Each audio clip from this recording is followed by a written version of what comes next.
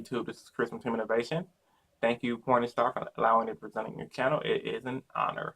On today's episode, guys, I'm going to be talking about a top 5 list that I have for my top 5 rogue decks going into the next format. Because I know there's a lot of you players out there that do not like to play meta, that are like me, that love to play rogue, the unexpected, the type of decks that make your opponent cringe and want to punch you dead in the face. And this top 5 list is very unique, and some decks that you've seen before, I'm pretty sure. So without further ado, let's begin. Starting off with number 5, we have Evilswarms. Now, while Evilswarms is at number 5, it's simply because it is one of the most decks that have stood the standard time of Yu-Gi-Oh! It's been out for almost 3 years now, and it always flows in and out of the formats due to the fact that the last few years in Yu-Gi-Oh! Have had level 5 or higher monsters. For you guys that don't know, Evilswarm basically do, it sits on Ophion, which is a monster that says level 5 or higher monsters cannot be special summoned. And the reason why this applies to the next format is because Necros are all ritual monsters at level 5 or higher. Shadows are fusion monsters at level 5 or higher. Heroes, you have Cliffors. A lot of meta decks are using level 5 or higher monsters to special summon. So you combine Evilswarm with some back row, it can do some decent damage. Pretty simple and way to beat your opponent in the game of Yu-Gi-Oh! It very simplifies the game state. So if you guys want a good deck to simplify the game state, I have Evilswarm for that pick coming in at number 5.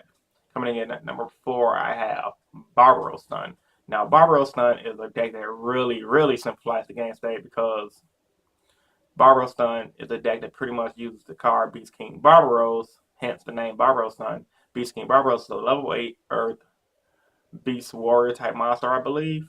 And his effect reads, you contribute summon 3 monsters, special summon him. He pops all of your opponent's cards on their fields. That effect is pretty much irrelevant unless you randomly get it off one game and then win you the game. But you're going to really use this monster for a second effect, which allows you to normal summon him without tribute, cutting his attack from 3,000 to 1,900. So you normal summon him first turn, sat 4, pass, flip over skill drain. Now your opponent has to work around getting rid of a 3,000 attack beast stick monster. Surprisingly, this deck still wrecks face in OCG every once in a while. So if OCG can do it, I'm pretty sure us American players can do it as well. You just got to find the right build. So if you guys want another deck that can throw people off guard that people have seen in a while, pick up Barbaros Stun because it'll be definitely the deck for you. It's very simple and easy to play with. Coming in at number 3, I have Raccoons. Raccoons is another deck that pisses people off from what I've seen because they can pretty much, with one card, Obedience School, make first turn Aturia Beast, set 4, and pass, which is really relevant against Necros, Cliffos, Heroes, 3 of the next big meta decks going to the next format. And that's pretty much it, honestly. The deck can do more than the Aturia Beast, but I'm not a Raccoon player, so I can't explain all the decks plays in detail. I'm pretty sure a lot of you players that are Raccoon players can comment down in the comment section below, can explain how much damage that deck can put on the board. So yeah, if you guys want a good deck that can pretty much spam out an Aturia Beast that's going to be able to stun the next format, pick up Raccoons. It's pretty dirt cheap. The whole deck is commons and rares. And Obedience School got the reprint even though it really didn't need it. So you can probably build a whole deck for under 40 bucks, maybe less than that. So coming in at number 3, I got Raccoons. Coming in at number 2, I have Madolche. Now, this deck is on the list for 2 reasons, which is ARG Chicago, which you can find the original deck profile on my channel, where the player came 20th place running a trap heavy Madolche hand variant. Tierra Masu pretty much says screw the meta, trap stun, bounce everything back to the deck so they won't get their graveyard effects. And this OTK for game deck is really good, really consistent. Combined with the force of the hands, it can stop cliff offs, stop skill drains. It is just very powerful. And not only did it top ARG Chicago, it topped I think 1 or 2 regionals following the past few weeks. So the deck can do some damage. It's consistently going X2 at big events. So I'm pretty sure if it can consistently go X2 now, it may be able to do more and go X1 or better coming into the next format if you guys find it more of a consistent build than the previous builds. Tierra Masu is a powerhouse card, and the deck has a high LTK factor. So combined with the hands controlling the fields, trap stun, and Tierra Masu OTKing people, it's a really powerhouse deck. So if you guys want a high OTK based deck that can catch you off guard and make people rage quit, pick up Madolche's because it'll be the deck for you.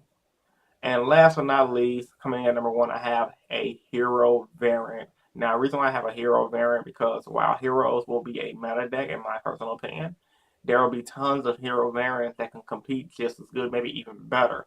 I've heard of players talk about building a dark-based hero deck using the Destiny heroes and Dark Arm Dragons that seem fairly consistent. I myself have been testing out what we used to call back in the day, I think it was called Big City Heroes, where you play Skyscraper and beat over your opponent's monsters with Weenie Heroes. Or I think it was called Little City, I don't know. Correct me if I'm wrong in the comments section down below, of course, because Captain Gold confused the graveyard from Elk Confusion. So there's a lot of place for creativity in heroes, and I'm pretty sure some unique hero variants will top eventually going into the future format as a rogue deck. So, with all that being said, hope you guys enjoyed this video. If you did, give it a big thumbs up to show your support. As always, comment down in the comments below what you guys thought about this video at hand. Thank you again, PointyStar. It was an honor to present your channel. And if you guys enjoyed this video, I would love for you to come over to my channel, Team Innovation Yu-Gi-Oh!, where I do tons of competitive content, where the goal is to help all of you guys become better players. This was Chris from Team Innovation, and I am signing out. Rate, comment, subscribe, guys. Deuces. Have a good day, and hope to see you guys in the next video.